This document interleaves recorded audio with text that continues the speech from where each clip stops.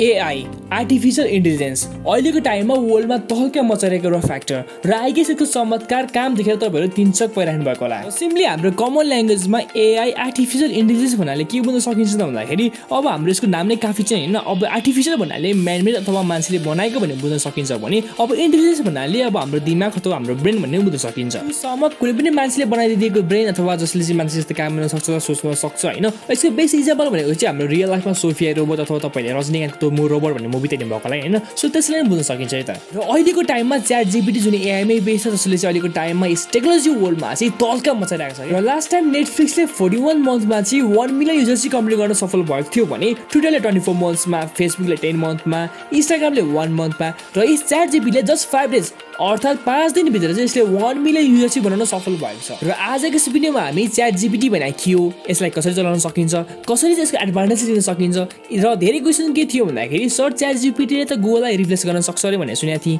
के हो यसले त कोडिङ सोडिङ जे सोध्यो जे गर भनेर त्यही गरिदिन्छ अरे के हो। जस्ता ChatGPT सम्बन्धी सम्पूर्ण क्वेशनको एन्सर आजको यस भिडियो मार्फत दिने छु। भिडियोलाई अन्तिम समयमा दर्शक इफ तपाईँ स्टुडेन्ट हुनुहुन्छ अथवा टिचर हुनुहुन्छ अथवा अफिसर हुनुहुन्छ अथवा तपाईँ जुनसुकै पनि फिल्डमा हुनुहुन्छ तपाईले सिम्पली कुनै पनि कुराको क्वेशनको एन्सर आएन भने के गर्नुहुन्छ? अफ कोर्स गुगल बाबालाई सम्झिनुहुन्छ अर्थात गुगलमा गएर क्वेशन टाइप गरेर त्यसको एन्सर सर्च गर्नुहुन्छ। जस्तै अहिले माइग्रेट सङ्गतिको टाइम छ। सो मैले चाहिँ अब गुगलमा गएर व्हाट इज माइग्रेट सङ्गति भनेर सर्च गर्यो भने के आउँछ होला हेरौँ है त। अब गुगलले के दियो भन्दाखेरि अलर्स अफ कन्टेन्ट दियो के अर्थात यसले धेरै रिजल्ट सो गर्यो। अब यसबाट which is best of the best भनेर सर्च गरिराख्नु पर्यो नि त हामीले हैन। तर अब सेम क्वेशन हामीले ChatGPT मा गएर सर्च गर्यो भने के आउँछ हेरौँ है त। अब यसले एक्ज्याक्ट एन्सर दियो हामीले चाहिँ अब कुन चाहिँ बेस्ट होला भनेर खोजिराख्नु परेन गुगल जसरी। सो यसले सर्ट स्विट एक्ज्याक्ट बेस्ट एन्सर दियो क्या। भनेपछि यो गुगल चलाउनु भन्दा ChatGPT चलाउनु चाहिँ बेस्ट रहेछ कि के हो भने यस्तो क्वेशन तपाईँको मनमा आयो होला हैन। सो अझ ChatGPT ले के गर्न सक्छ हेरौँ है त। जस्तै अब हामीलाई एउटा आर्टिकल चाहियो हैन। सो अब म के गर्छु भन्दाखेरि अब write an article on migrate सङ्गति नै भन्छु है त। र सर्च गरेपछि के आउँछ हेरौँ है त। ल अब यसले ट्याग एउटा आर्टिकल पनि लेखिदियो। ल अझै हेरौँ है। जस्तै अब हामीलाई चाहिँ वर्ड लिमिट छ अरे। सो मैले चाहिँ अब write an essay on the topic of migrate Sankranti अनि 250 वर्ड्स भनेर सर्च गर्छु है त।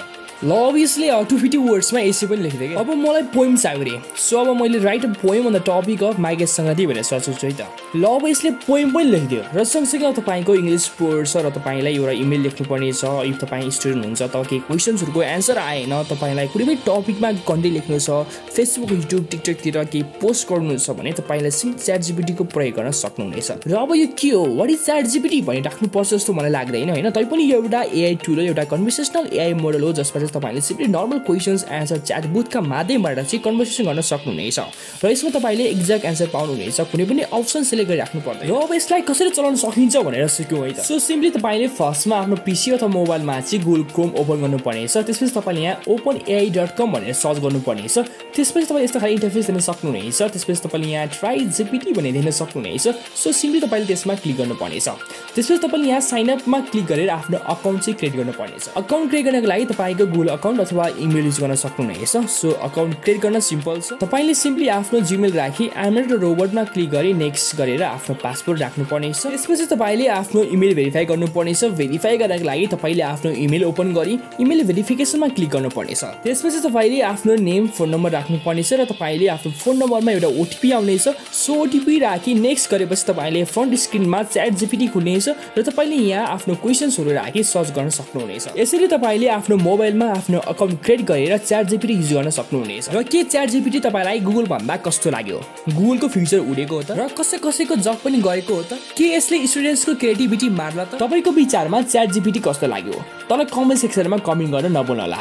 र यसको बारेमा न्यू अपडेट्स र यसका डार्क सिक्रेट्स अझै छन् जुन म नेक्स्ट भिडियोमा शेयर गर्ने नै छु। र च्यानलमा यदि नयाँ हुनुहुन्छ भने सब्स्क्राइब गर्न नभुल्नुहोला ताकि यस्ता खाली भिडियोहरु हेर्न सक्नुहुनेछ। केही समस्या परे अथवा केही क्वेशन्सहरु भए तल कमेन्ट सेक्सनमा कमेन्ट गर्न पनि सक्नुहुनेछ।